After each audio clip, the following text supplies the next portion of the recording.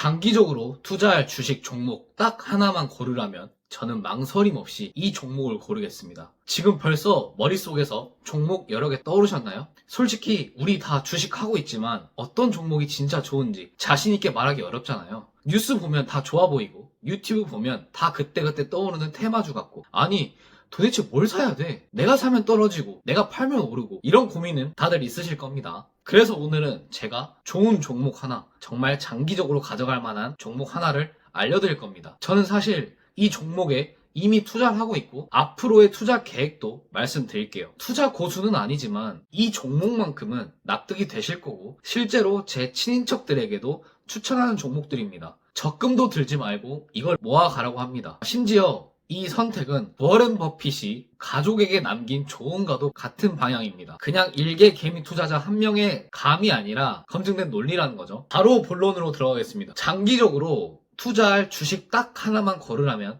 저는 나스닥 100을 추종하는 ETF QQQ를 선택하겠습니다. 미국 시장을 대표하는 상위 100개 기업을 모아둔 기술주와 성장주 최강 기업들만 통째로 담아낸 ETF, 그 QQQ를 말하는 겁니다. 왜 QQQ인지 차근차근 설명해 드릴게요. 우선 QQQ 안에는 지구 최상위급 기업 딱 100개만 들어가 있습니다. QQQ가 단순 허접한 ETF가 아닌 이유가 바로 여기에 있죠. QQQ의 구성 종목을 보면 엔비디아, 애플, 마이크로소프트, 아마존, 구글인, 알파벳, 메타, 브로드컴, 테슬라, 이런 이름만 들어도 이미 느낌 오시죠? 우리가 매일 사용하는 스마트폰, 검색 엔진, 영상 플랫폼, 클라우드, SNS, 이 핵심 기술들의 절대 다수가 QQQ 구성 기업이 만든 서비스들입니다. 즉, QQQ라는 ETF 하나로 우리는 미래 기술의 방향성을 결정하는 기업들을 통째로 묶어서 보유한 셈입니다. 이런 기업들이 진짜 망할 수가 있을까요? 아니, 차트를 보세요.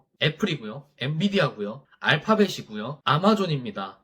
계속 오릅니다. 개가 짖어도 기차는 달리듯이 계속 갑니다. 오케이, 말도 안 되게 망한다고 칩시다. 망하는 게 아니더라도 10년 전 잘 나가는 기업이랑 지금 잘 나가는 기업이랑 다른데요? 라고 여쭤보실 수도 있습니다. 그런데요, S&P 500도 마찬가지지만 QQQ의 핵심 장점은 우리가 가만히 있어도 떨어지는 구성 기업 자체가 계속 정리된다는 점입니다. 나스닥 100의 규칙은 단순합니다. 실적이 떨어진 기업은 비중이 자동으로 감소하고 경쟁력이 약해지면 지수에서 자동으로 탈락됩니다. 새롭게 떠오르는 강력한 기업들은 새롭게 편입이 됩니다. 우리가 뭘 분석하고 고민하지 않아도 이 지수 자체가 강한 기업만 살아남고 약한 기업은 밀려나는 구조를 가지고 있습니다. 축구로 치면 챔피언스 리그고 오디션으로 치면 프로듀스 101입니다. 강한 자만 살아남습니다. 이게 QQQ의 압도적인 장점입니다. 지구 최강 기업들만 모아놨는데 심지어 그 와중에 퍼포먼스가 떨어지는 기업은 자동으로 정리까지 해준다? 이거 진짜 투자 안 할 이유가 있나요? QQQ를 이해하려면 먼저 미국 증시의 방향성부터 봐야 합니다. 왜냐하면 QQQ는 미국 나스닥 100 지수를 그대로 따라간다 말씀드렸죠. 미국 증시는 장기적으로 계속 올라왔고 앞으로도 우상향할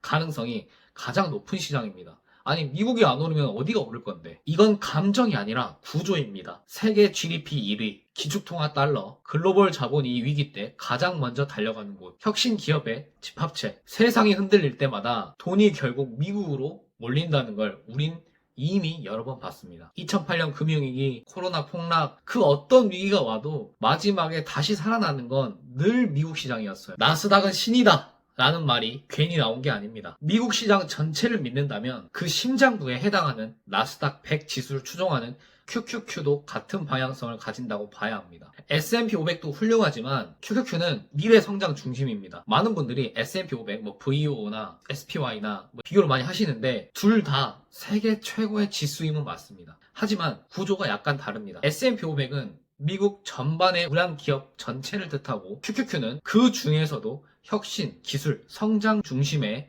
최상위 100개 기업만 모아둔 ETF입니다. S&P 500이 안정적이라면 QQQ는 미래 성장에 훨씬 더 집중이 되어 있습니다. 그래서 장기적으로 보면 QQQ가 더 폭발적인 퍼포먼스를 기대할 수 있습니다. 이미 결과로 입증한 기간도 굉장히 많죠.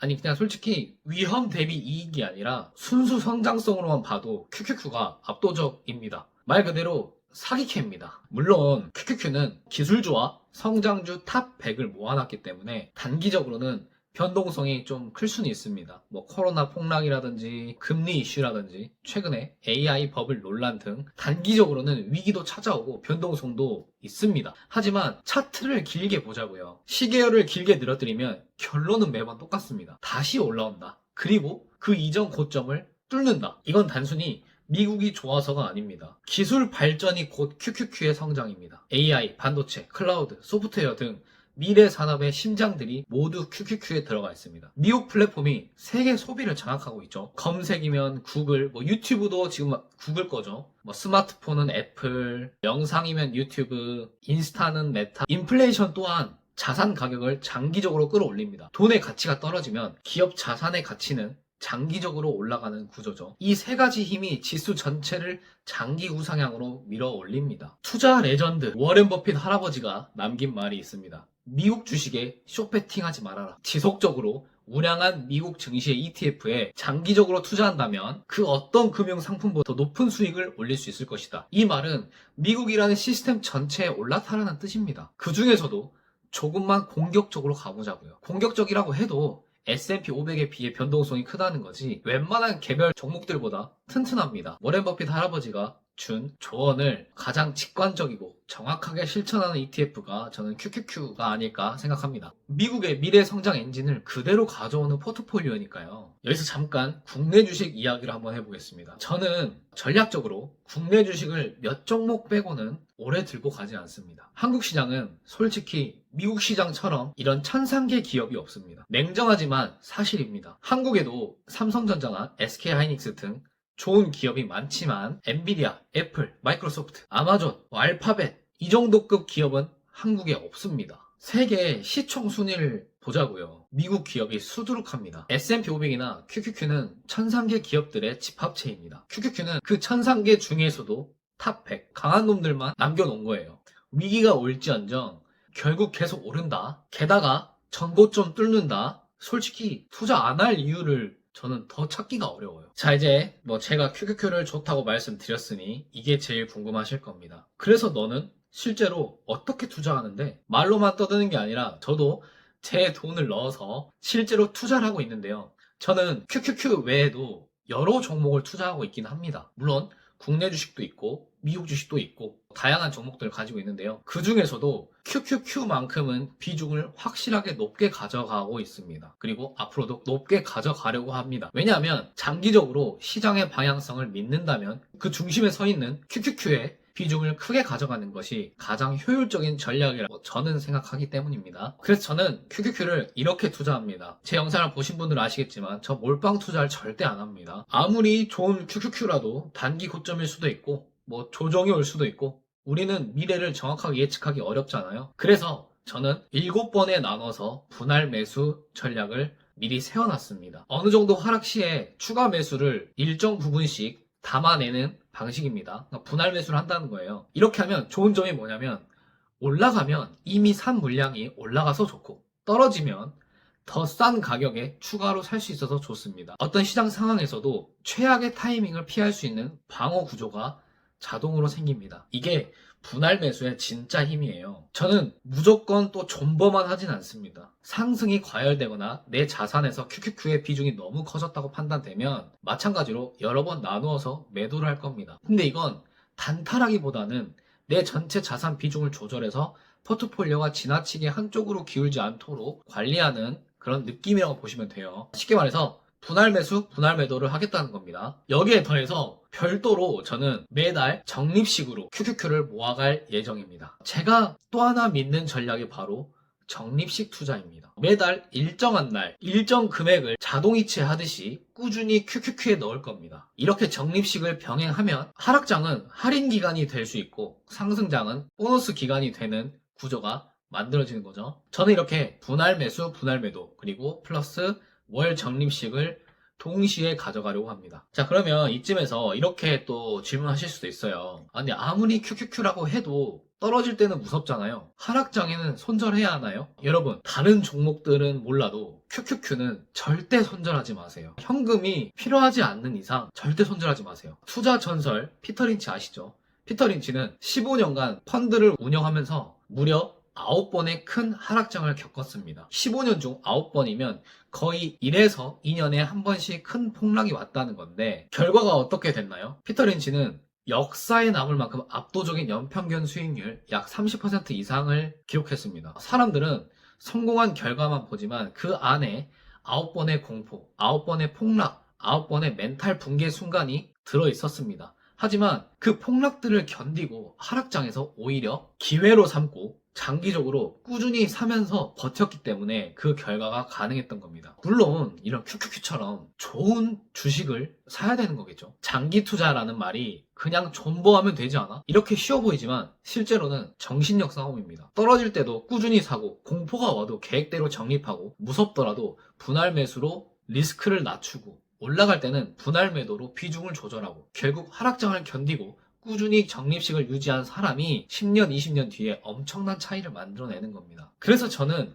장기 투자라는 걸 이렇게 정의합니다. 장기 투자는 하락장을 견디고 꾸준히 적립하고 분할 매수, 분할 매도로 꾸준히 모아가는 것. 이게 저는 실제로 초보 투자자가 자산을 키우는 진짜 유일한 길이라고 생각합니다. 이쯤에서 정말 중요한 얘기 한번 하겠습니다. QQQ가 좋아 보인다고 해서 절대 하면 안 되는 행동이 있어요. 바로 첫 번째는 몰빵, 두 번째는 빚내서 올인, 세 번째는 한 번에 크게 베팅. 뭐 다 같은 행동이긴 한데 QQQ가 아무리 좋아도 아니면 TQQQ 뭐 3배 레버리지인데 TQQQ가 아무리 수익률 차트가 이뻐도 무작정 몰빵해 버리는 것은 투자가 아니라 거의 도박에 가까운 행동입니다. 제가 아무리 QQQ의 잠재력을 설명해 드렸어도 투자 방법을 잘못 선택하면 좋은 ETF도 결국 나쁜 결과를 만들어낼 수 있습니다. 그래서 저는 이렇게 말합니다. 적립식, 분할 매수, 장기 보유 이 세 가지가 없으면 QQQ도 아무 소용 없습니다. 몰빵하면 어떤 문제가 생기냐면 타이밍이 한번 어긋나잖아요.